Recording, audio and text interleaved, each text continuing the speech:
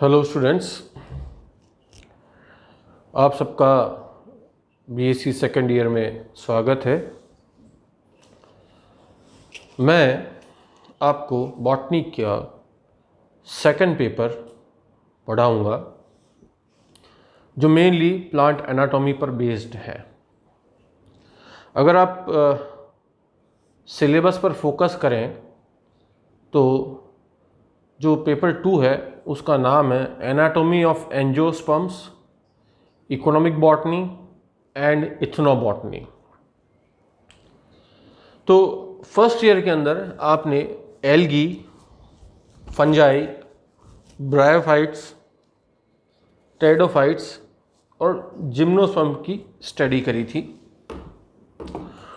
आपने वहाँ पर मॉर्फोलॉजिकल कैरेक्टर्स जनरली स्टडी किए थे प्लांट्स के। सेकेंड ईयर में बेसिकली आप फोकस करेंगे फ्लावरिंग प्लांट्स, जो कि अभी वर्तमान में सबसे बड़ा प्लांट ग्रुप है। जो भी फ्लावरिंग प्लांट्स हैं, चाहे वो मोनोकॉट्स हो या डाइकॉट्स हो, वो सारे के सारे एंजियोस्पर्म्स हैं। तो ये पेपर फोकस करेगा उनकी एनाटॉमिकल स्टडीज, उनके आर्थिक महत्व जिसको हम इकोनॉमिक बॉटनी के तहत पढ़ेंगे, और इथनोबॉटनी भी हम देखेंगे कि जो ट्राइब्स हैं, ट्राइबल कम्युनिटीज़ हैं, वो किस तरीके से विभिन्न प्रकार के प्लांट्स को अपने डे टू डे लाइफ के अंदर यूज़ करती हैं।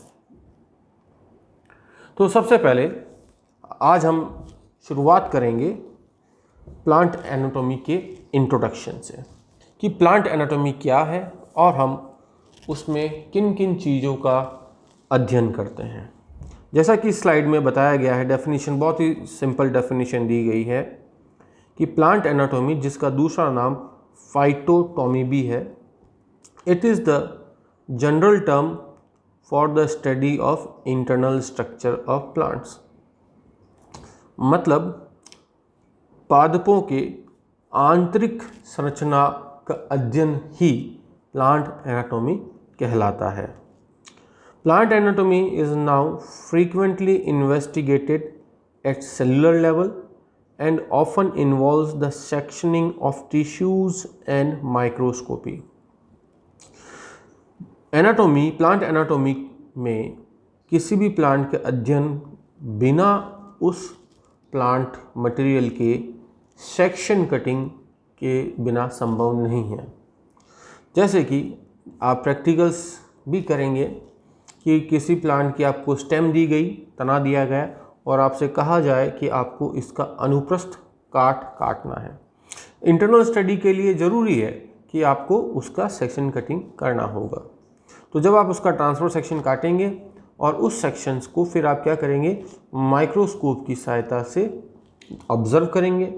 आप देखेंगे कि उस सेक्शन के अंदर किस प्रकार से कोशिकाएं, उस सेक्शन के अंदर जो कोशिकाएं उपस्थित हैं किस प्रकार से अरेंज्ड हैं, किस किस प्रकार की कोशिकाएं हैं, पेरेन्काइमा कोशिकाएं हैं, कोलोनकाइमा हैं, स्क्लेरेन्काइमा हैं, या जाइलम की कोशिकाएं हैं, या फ्लोएम की कोशिकाएं दिख रही हैं।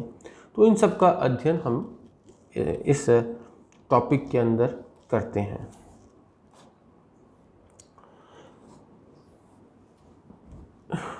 सबसे पहले हम ये देखना चाहेंगे कि जो एक प्लांट बॉडी है वो किसकी बनी होती है। A typical plant body consist of major vegetative organs and reproductive organs. कोई भी जीव अलग अलग ऑर्गन्स का मिल के बना होता है। अगर आप एनिमल की बात करेंगे तो एनिमल्स में भी आप देखते हैं कि ऑर्गन्स होते हैं अलग, वो ऑर्गन सिस्टम बनाते हैं और ऑर्गन सिस्टम मिल करके एक पूरा एक ऑर्गेनिज्म बनाते हैं। तो प्लांट के अंदर हम वेजिटेटिव ऑर्गन्स और रिप्रोडक्टिव ऑर्गन्स में उसको डिवाइड कर सकते हैं। वेजिटेटिव ऑर्गन्स के अंदर बेसिकली रूट्स, स्टेम और लीव्स आती हैं, जबकि रिप्रोडक्टिव ऑर्गन्स में जो ऑर्गन है बेसिकली वो है फ्लावर। फ्लावर आगे चल करके फ्रूट में ट्रांसफॉर्म होता है और उस फ्रूट का ही एक पार्ट होता है सीड। तो फ्लावर ही एक रिप्रोडक्टिव ऑर्गन होता है which later on transforms into fruit. Fruit is actually a modified form of flower. पूरे प्लांट की आंतरिक संरचना को के अध्ययन के लिए हम प्लांट एनाटॉमी को 5 डिफरेंट प्रकार की एनाटॉमीज में वर्गीकृत कर सकते हैं या स्टडी कर सकते हैं या कैटेगराइज कर सकते हैं।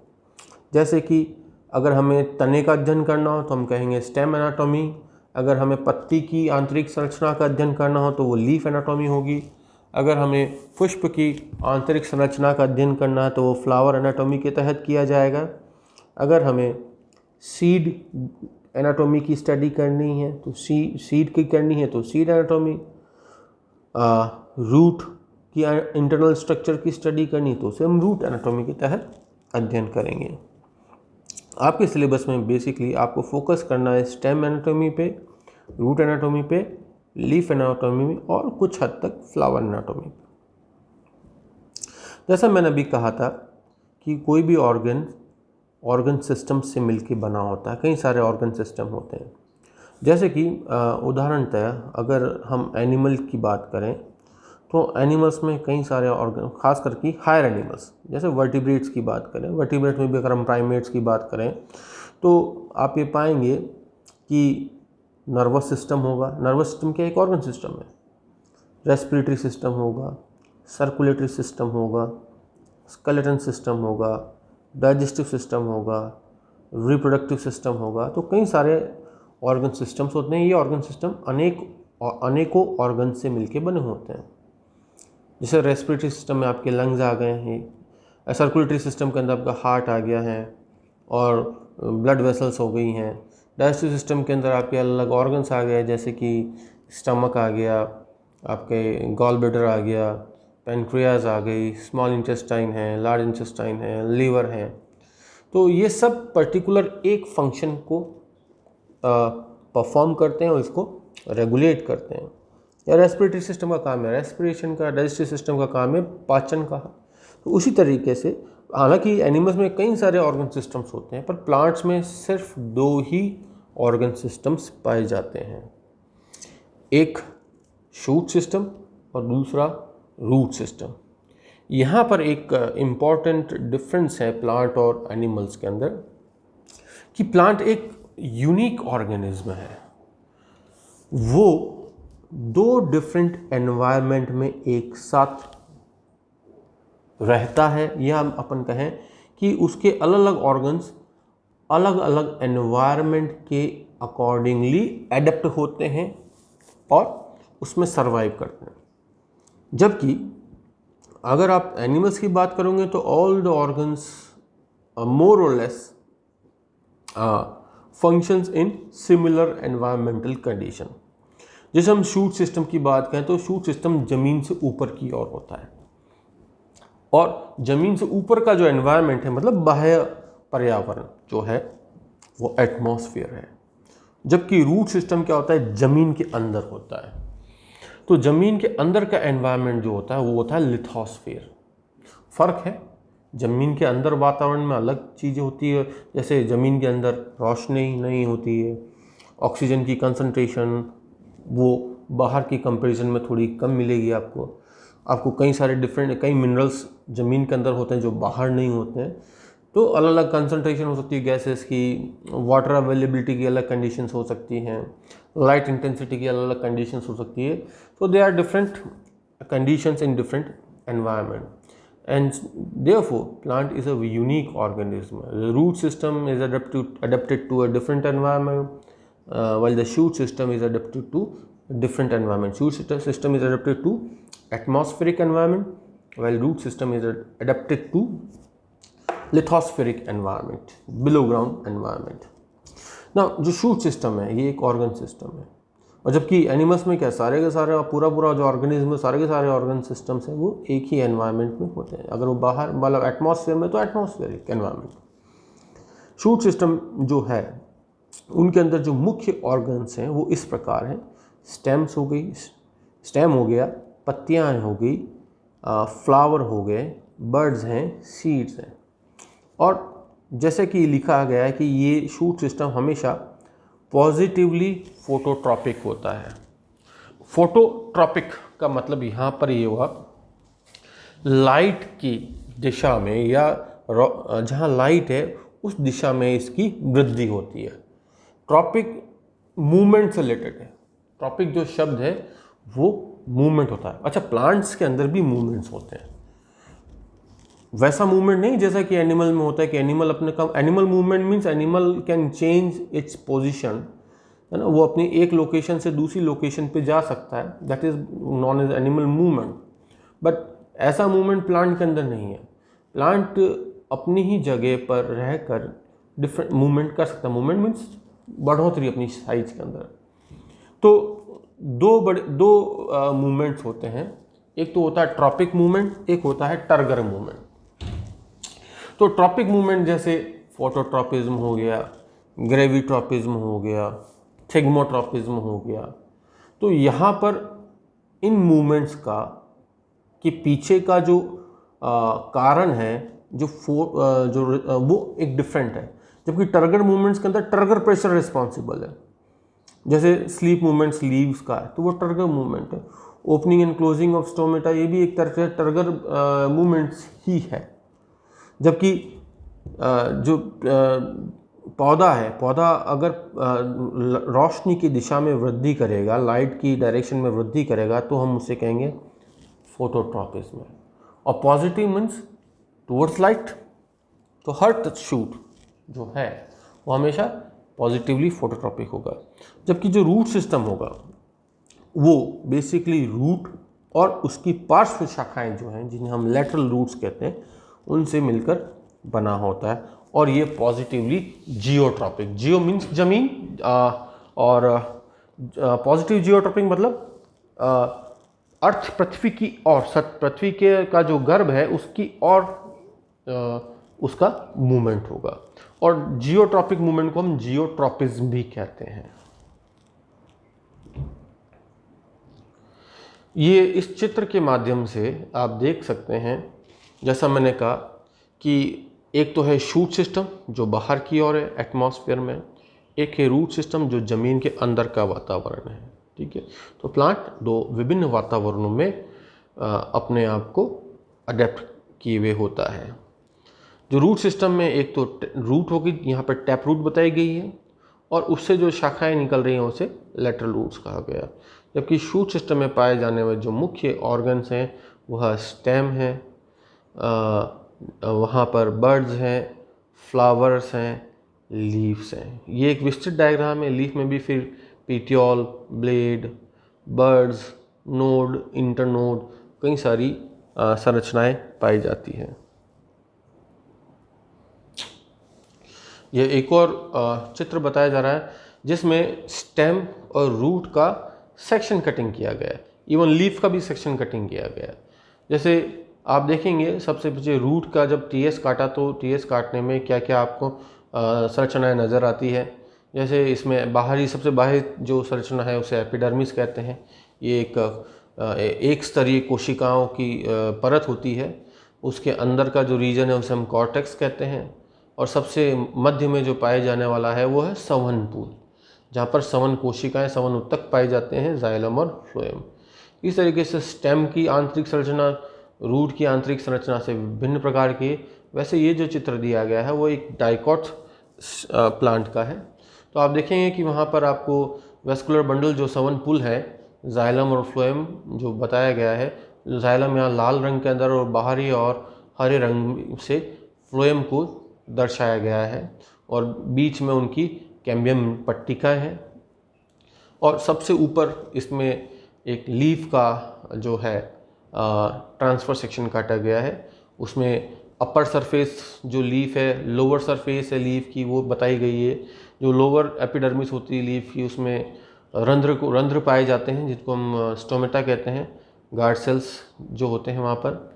और उसमें ऊपर जो अपर एपिडर्मिस के नीचे की तरफ पेलिसेड पैरेन्काइमा पाई जाती है, और उसकी और नीचे की तरफ पाई जाती है स्पंजी मेसोफिल सेल्स है। मेसोफिल सेल्स वो कोशिका हैं जो कि फोटोसिंथेसिस का कार्य करती है, और इसमें जाइलम और फ्लोएम्स भी पाए जाते हैं।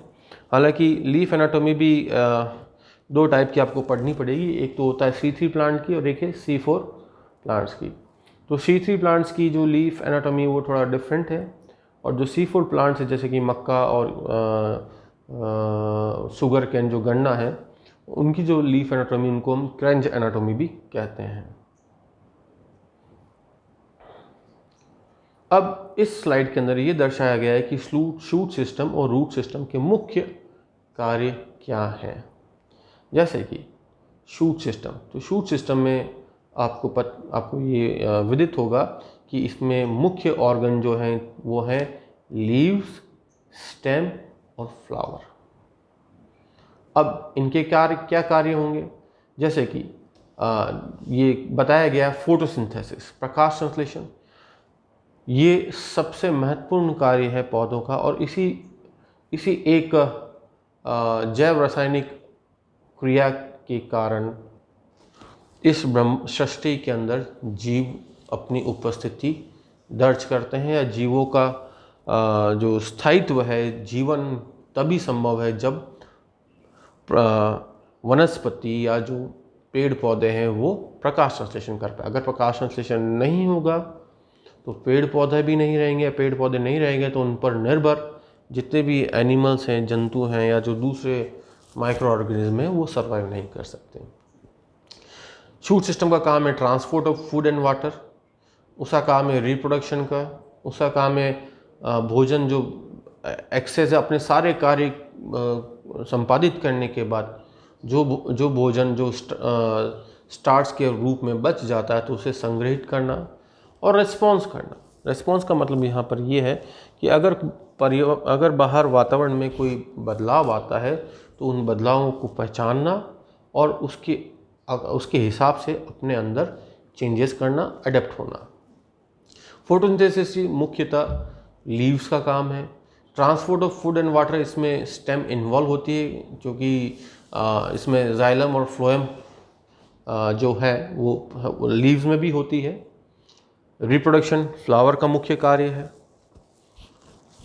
इस तरह से आप देख सकते हैं कि रूट सिस्टम का मुख्य कार्य क्या है, सबसे पहले उसको एंकर करना मतलब ये कि उसको सपोर्ट प्रदान करना शूट सिस्टम को।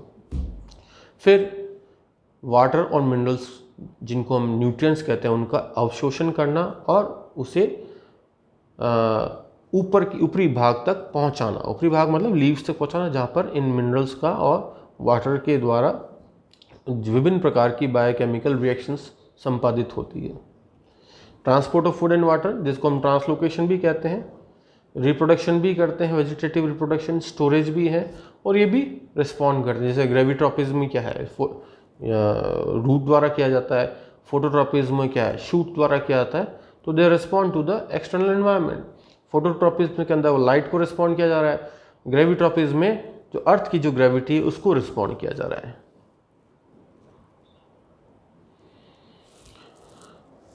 नाउ ये जो ऑर्गन्स हैं, ऑर्गन्स अलग अलग प्रकार के टिश्यूज से बने होते हैं। उत्तक जिसे हम क्या कहते हैं, उत्तक भी कहते हैं। उत्तक बेसिकली विभिन्न प्रकार की कोशिकाओं से बने हो सकते हैं। हो सकता है कि वो समान कोशिकाओं की एक ही प्रकार की कोशिकाएं हों या अलग अलग प्रकार की कोशिकाएं भी हो सकती हैं कई केसेस के अंदर। जैसे प्लांट्स के अंदर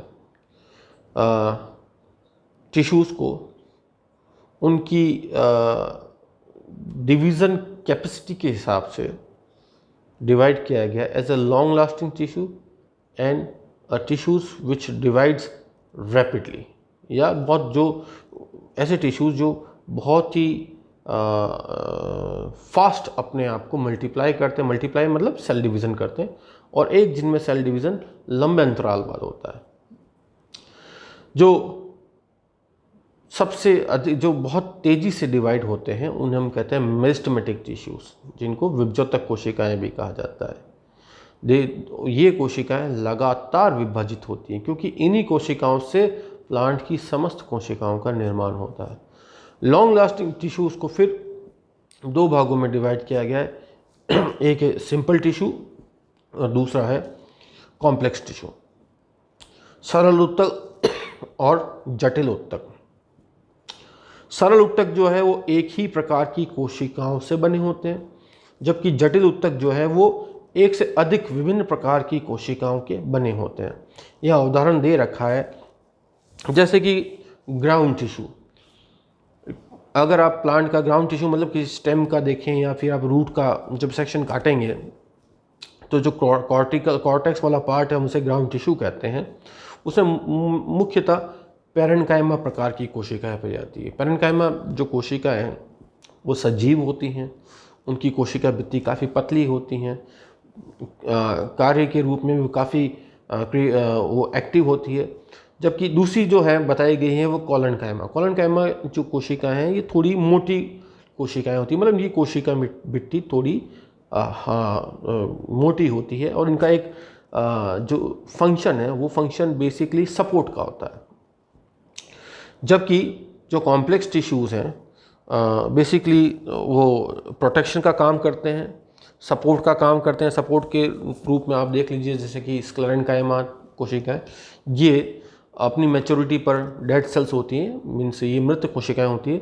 और एक वेस्कुलर टिश्यूज़ जो कि संवहन ऊतक कहलाया जाता है। संवहन ऊतक भी दो प्रकार का होता है, एक तो फ्लोएम और दूसरा जाइलम। जाइलम का कार्य होता है पानी का संवहन, जल का संवहन, जबकि फ्लोएम का कार्य है भोजन का संवहन। जो कि मेरिस्टेमेटिक जो टिश्यूज होती है वो पौधे के मुख्यतः एपेक्स पर पाई जाती है। मतलब अगर शूट है तो शूट एपिकल मेरिस्टेम्स पे, शूट की टिप पे भी हो सकती है और रूट की टिप पे भी हो सकती है। अगर शूट की टिप पर तो हम उसे शूट एपिकल मेरिस्टेम कहेंगे, अगर वो रूट की टिप पर पाई जाती है तो हम उसे रूट एपिकल मेरिस्टेम भी कहेंगे।